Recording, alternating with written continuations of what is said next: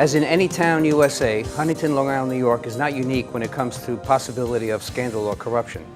Today on FIT TV, my special guest is Huntington Town Councilman Eugene Cook. Mr. Cook will share some of what his concerns are in Huntington of late and what makes something corrupt or not. Yesterday, April 21st, today is April 22nd, the April 21st Newsday article came out claiming Cook was operating an investment property illegally. Was this retaliation because of Mr. Cook's claim of corruption by others on the board? This issue has local citizens up in arms. Taxpayer citizens should know their civic responsibility and understand that services they provide and right to know the truth are available to them. Let's hear the scoop directly from Mr. Cook. Welcome. Thank you. Good to see you. Nice to see you. So just real quick so that people know, because not everybody watches the show know exactly what it is you do. What does a Huntington Town Councilman do? Well, we set up laws and we help the residents get things accomplished if they have issues with town services. We collect the tax. Actually, we don't collect the tax money, but we spend it. And since I've been on the town board, I've watched in the past 3 years how it's been spent, and very unhappy with it, the way it's spent. You've seen a lot of corruption lately with other members of the board. I've seen things that I do not like on the town board, and so I've called in the U.S. Attorney to investigate corruption on the town board and on the ethics board. I'm guessing they weren't happy about that. They were not happy with that at all, no. What was it that they had done, and was there anything that happened afterwards? Well, there was a Newsday article on one of the council members in regards to disclosing certain financial things that he was doing. And it was huge. And what happened was the local residents got in touch with me and said, you need to do something. So I put up a resolution, and we got the U.S. Attorney, we got a resolution up, which ended up sending a letter out to the U.S. Attorney, asking them to please come in and investigate corruption on the town board and the ethics board. Don't you think that might be difficult for them to handle that? Oh, it was difficult, absolutely, absolutely. I could actually write a book on some of the things that were going on. So what happened in this Newsday article that came out yesterday that claimed that there was an illegality on your part with the property that you own? It's an investment property, right? It's an investment property I bought back in September of 2014. The property was a 5-family house. It was an old farmhouse with a farm that was built in 1919, before the existing codes were established. What happened was we took a look at everything, and it had a letter in lieu. Okay, so this meant the structure was there and it was used as is. So we bought it. That's in lieu of a certificate of occupancy, right? I have that for my house. I have an old house too. Correct. So we went in, started repairing it. It was in poor shape. Started cleaning it up, painting it, fixing walls, windows, heating, and electric. And there was tenants that were there and are still there that were there with the house. So from that, the town knew that I had bought this back in October. In their files, it showed that I bought it in October. So they never said a thing to me. There was never any violations on it before we owned it. We got a violation of it, actually a notice of violation for a stairway that was at the property that was put in without a building code. Well, we have a survey, we bought it, that was done a month before we bought it, and the stairway was there. So that's something that we have to fix. We bought the house as is, and which we will do. But in the meantime, the town board started playing games. So yesterday at a town board meeting, they ended up hiring an outside counsel from Westchester to strictly look at this house. What was the benefit to having somebody who's not in the area, who may not know existing current law, may not be up to speed on it? I don't know. They didn't tell me anything about this. It was odd to me, and I've never seen it done before. It's my feeling that it's political payback for the things that I've been doing. And in the first year that I was in, I brought in the state controller to audit the books. And although they couldn't audit all of the books, they found one of the biggest problems with the town of Huntington was the amount of lawyers that they had on and how the billing was. And the billing was out of control. I'm very familiar with this situation. Yeah, so that's what's going on. Basically what happens with the house is that the house has a letter in lieu. And if the the town of Huntington thinks it's in violation, they should issue me a summons. Right. And then we can bring it right into court and prove it. Right. The problem is, the town of Huntington hasn't done that. And last night at the town board, I demanded that the town attorney issue me the summons if it was in violation. And he fumbled, and I said, tell me where you want me this morning at 9 o'clock, and I'll be there. And to this moment, I still have not been issued a... I don't see the purpose in all that. This is damning, and you know, sometimes when you put information out, it gets to stick. Like a lie told enough times, you know, gets to be part of where the narrative, it gets carried, and everybody has that belief system. That's how it's going to be. Absolutely. So this is not a good thing for you, from anybody that it happened to. Right. So you need to, I guess, you follow through, and hopefully you will get. If you don't get a summons, isn't that going to be part of the reason why it was a bogus claim to begin with? Well, you know, to me, it would not surprise me if we get a summons somewhere around October 1st. You know, a couple of weeks just before so election this has a longer day. time to last. Yeah. Before. So. Yeah, that's unfortunate because that interferes with the ability of a voter. It's very unfortunate, and what happens is it happens to so many people in the town of Huntington that if anybody's out there that has an issue, please send me an email or a letter and tell me your issue, because I'd like to hear about it. It's nonstop. And in fact, last night there was a couple from Dix Hills that had the same issues, and they didn't know anything about what the town board was pulling. They end up manipulating the laws for themselves and to attack others, and that's a problem. Let's get into a little bit of what Mr. Cuthbertson had. I started to prepare this program for that, and unfortunately yesterday's Newsday interfered with how I was going to produce the program. But he has, there's some professional, I guess as an expert, says that there's a foreclosed commercial property in Islandia. He was appointed receiver of somebody he was. And it's not the individual thing, it's the mess of things that I see. Members of Ethics Board contributed more money to Cuthbertson's campaign, so he's apparently, a lot of this has gone on. Correct. Now, if this is what your claim was in the beginning, to hold the finances I did not in check. Absolutely. We need checks and balances because we're spending the taxpayer dollars, and it's my belief that we should be spending them wisely. And if we do that correctly, I believe we could actually lower taxes. But this town board has increased the taxes this year. The supervisor said 2.9%. It ended up actually being 7.82%. So you live in Huntington, check your tax bill over last year and see if I'm right. Yeah. Okay? Yeah. And it's horrendous. They're over bonding. We have long-term bonding debt. And because of this, we have to pay this all back. And it's now going to hurt our children and our grandchildren. This is it's a big issue for me. This has been going on Long Island for quite a while. Why is it that this area is particularly targeted tax-wise? I don't know if Huntington's any worse than Islip, but Islip looks pretty bad too. Right. But why are we, the kids that we created, ordinarily you'd want to be grandparents for and stick around to see what their kids are, they could be in the same neighborhood at the same time, they'll enjoy their time together, stay in the same homes. Now they can't afford the houses, they get kicked out, the taxes are so damn high, and the income level has increased proportionally. Right. So no one's going to be here anymore. Yeah. I mean, they're leaving the state in droves. Well, the state's actually losing 140,000 residents, net residents per year. Yeah. Right now. So that's pretty bad. And I bet you a great deal of them are here in Long Island. Yeah. What is it, the reference here in this article, politics and law are very lucrative for Cuthbertson? Is there a bunch of things that went on? There were, and I don't know the details of that. Yeah, and nor would I go to criticize him. Okay. That's up to the U.S. attorney to come in and investigate and find out if something's wrong there. Now, I've also asked Mario Cuomo to investigate, the state attorney general, the state comptroller's office, and the Suffolk County District Attorney. So everybody's there. Whether they come in or not, I don't know, but we'll find out. Well, what was the? How did you get to get down this path in the beginning to ask for the? It was just the audit you asked for? Is that it? Well, I asked for the audit originally when I first came in because I saw a number of discrepancies, and I kept asking why, and nobody could give me the answers. Did this flag this process that these things were going to go on for you? Did you look at that? Not the process. Not these things. Not with Councilman Cuthbertson, no. Okay. And I don't know what Councilman Cuthbertson did or did not do, and that's why I said, you know what, I'm not an investigator. Let's bring in the right people that can do it, and investigate the entire board, because I didn't pinpoint Mr. Cuthbertson.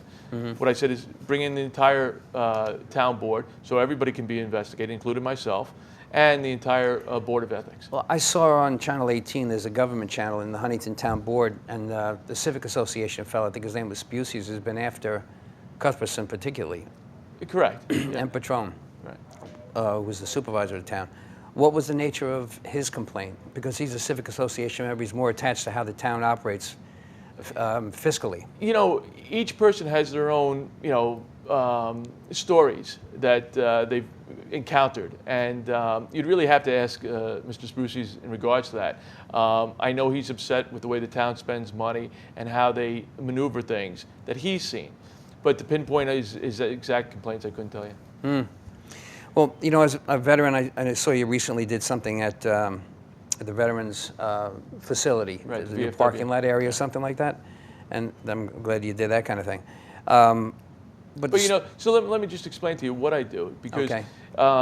When I first got in, the VA hospital has the American Legion Hall that rents the golf course, and they had all sorts of issues going on there. They brought me in. They had a parking lot that was gravel and it was in really bad shape. How can you have veterans, trying to enjoy their life after serving our country with this kind of parking lot? So there was no money spent for taxpayer dollars, but I got some businesses to join in, and we got the whole parking lot paid for them. You know, isn't that typical that a businessman can know how to make something happen? It's, I wish there were more businessmen and women. And less attorneys in office. Without a doubt, Yeah. without a doubt. So I did that. We ended up demolishing a building for the town of Huntington that was condemned 27 years prior. They had a number of about $65,000 to take it down. When we were done, finished, the town actually made $287 because I actually scrapped the steel on it too. So when you start looking at these things, and when you get the VFW parking lot paved, again, taking care of our vets, these are important things. And especially when we get them done at no cost to the taxpayer. Can you imagine what we could do if we had a number of business people on the town board? So what do you consider what's holding us back from being successful? We have too many career politicians and people that want to stay in that position for too long.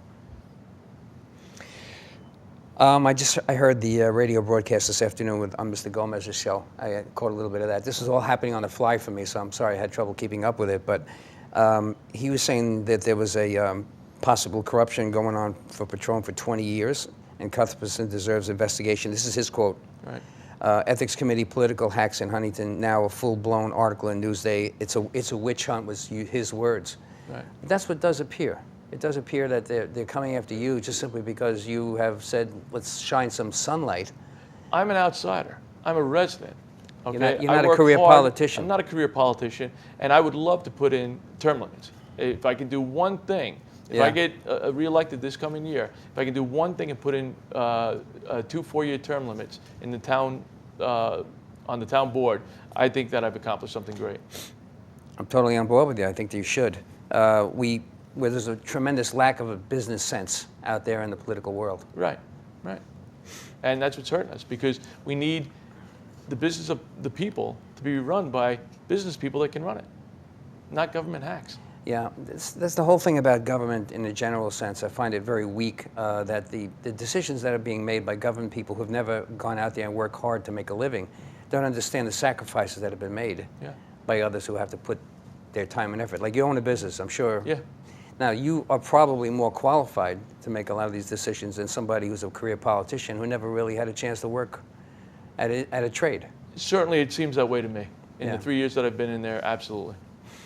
So what's next for you regarding this situation? What do you have? What are your immediate plans regarding coming away from this whole fiasco with Newsday article, and in terms of what you can do about it? Well, I've hired an attorney now, and we're going through all the paperwork and see which way we can go with it. It's a political witch hunt, and they did this to me 6 years ago when I ran. I had a house in Green Lawn that I lived in with my family, did renovations, and they had all sorts of things that they put out all over the place, and postcards with the photoshops of my house. It looked like this big, dinosaur monster, and it didn't work.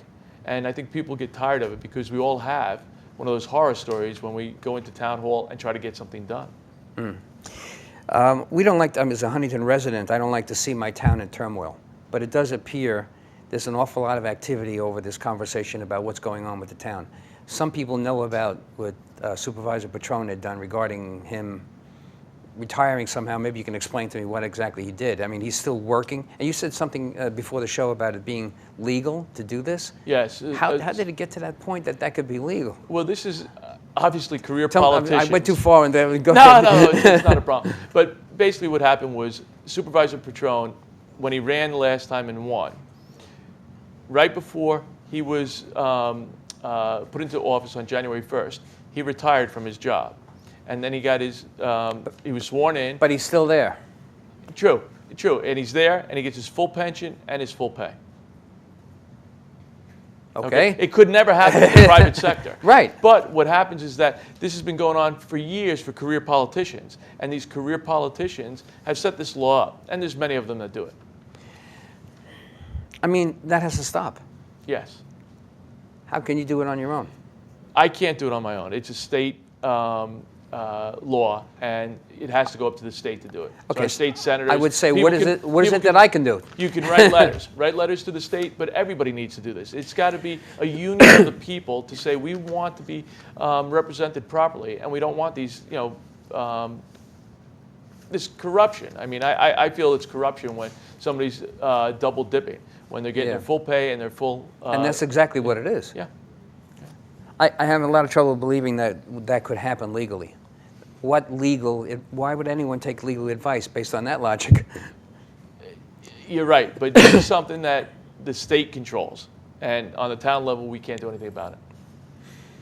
Well, like I said before, as a Huntington resident, I'm very concerned about how the town, all of a sudden the parking situation in town changed. There's a remuni thing there, which I know in other places you kind of have to do that to keep cars moving along. But how did it start out to be $1? If I have to go in and spend $1, find the meter, go find its place, go run to the car, put the flag in, and meanwhile I'm just going to make a deposit or go to the ATM machine. Why should I be paying $1 for that? It's a real problem, and I don't know what the solution is, but where it's a problem for me is that if somebody wants to run into a stationery store and get a paper, they get a ticket, because by the time they run in there and come out, they have a ticket. It's not the right thing to do. I'm not sure what the proper answer is, but I don't like the idea that you have to walk down the street, put your money in, get the ticket, and walk back to your car and put the ticket on your car. It's a problem. Sure. There's better ways. So when I first came into the town board, I asked the supervisor, I said to the supervisor, why don't we put a garage in, a parking garage? We can do that. And I laid out a plan for them. That's a good idea. Where we could put a two-story, second a three-story story back garage. on the one that's already there. Well, there's over on the different side by Green Street. Okay, there's enough area there, and we can do it, and we can do it at no cost to the taxpayers. But they don't want to hear from me. Well, you can't do anything about that at all. You can't suggest put a letter formalizing this, because that's a really big problem There are in our actually town. developers that have come in and asked to be, have an RFP put out. I pushed for that. I get no backing on that. So what happens is that certainly when you have major parking issues in downtown Huntington, you have to get these things resolved. And the only way we can get that resolved is by changing the politicians that are there now. That's a good start. Now, the next election, how many people are up for grabs in this next election coming up? There's two council people. You and? Susan Berlin. Okay. So Cuthbertson and who's the other fellow? Is it? No, that's there's a girl. Frank Petrone, Mark Cuthbertson, and Tracy Edwards. Tracy Edwards. What happened to Manoika? Whatever his last name, I forgot. Mark Mayoka was. Mayoka, yeah. Tracy Edwards won that the election. Okay. So they're not up until 2 years from now or something Correct, like that. correct. Okay. Well, I'm glad that you can do something about it. I'm very concerned about how the town is going. I'm very disappointed that you have to play this tit for tat type of politics. Yeah. So in this regard, what's coming up for you to take care of this situation? You Well, have a hired attorney. I've hired an attorney, and we're doing the legal work on it. But we'll see what happens with where the town goes. They should issue us a summons. We have all the documentation that says they even knew it was a 5-family. So with that, I don't know what's going to happen. I think it's strictly for political purposes, and it'll go right up until Election Day, and probably right after Election Day, you'll never hear another thing from it on Newsday or anything else. In the last minute or two that we have left, could you help me with what you can do, or what my audience can do if they were to hear you here tonight? What could they do to help through this melee that you have here? Well, if anybody's had issues with the town, send me a letter and tell me your stories. I'd like to hear them. And email or a regular letter is fine. If they're having any problems, call me and see if I can assist them in getting things resolved. So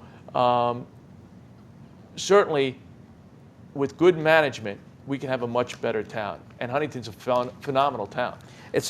When I came here to Huntington to see it the very first time, I said, this place is just awesome. I'm moving in. I moved right in. Yeah. Because that was 30-something years ago. Yeah.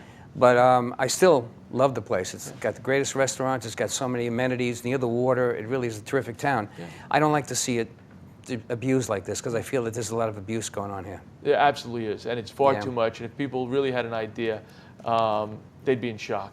So they're going to write letters saying what? What would they do? I want them to tell me their stories about how they dealt with the town and how they were, handled by the town, whether it's good or bad.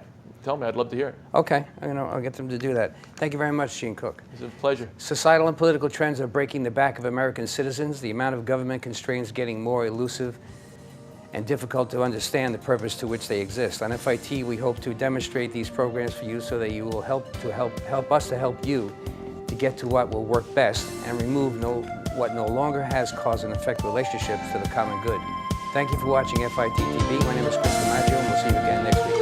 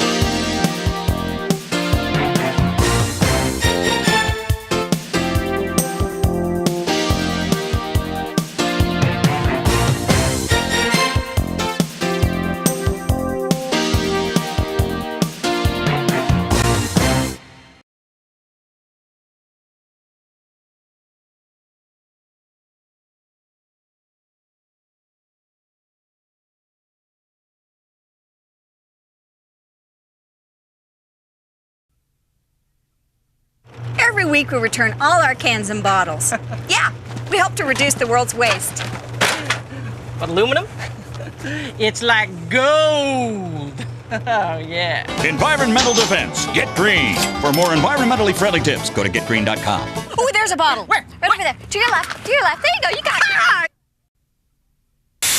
Properly inflating my tires burns less fuel and saves me money on gas.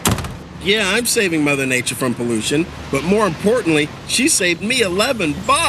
Ow! Environmental defense. Get green. By keeping my car regularly tuned, I save money on gas and repairs. That also means cleaner air. You know, feels good to help save the cash, planet. Environmental defense. Get green. For more tips, go to getgreen.com. Introducing the all-new Enclave. It's a minivan to the max, with features like remote control sliding rear doors, 150 cable channels, a full sky view roof, temperature-controlled cup holders, and the 6-point navigation system. It's the minivan for families on the go.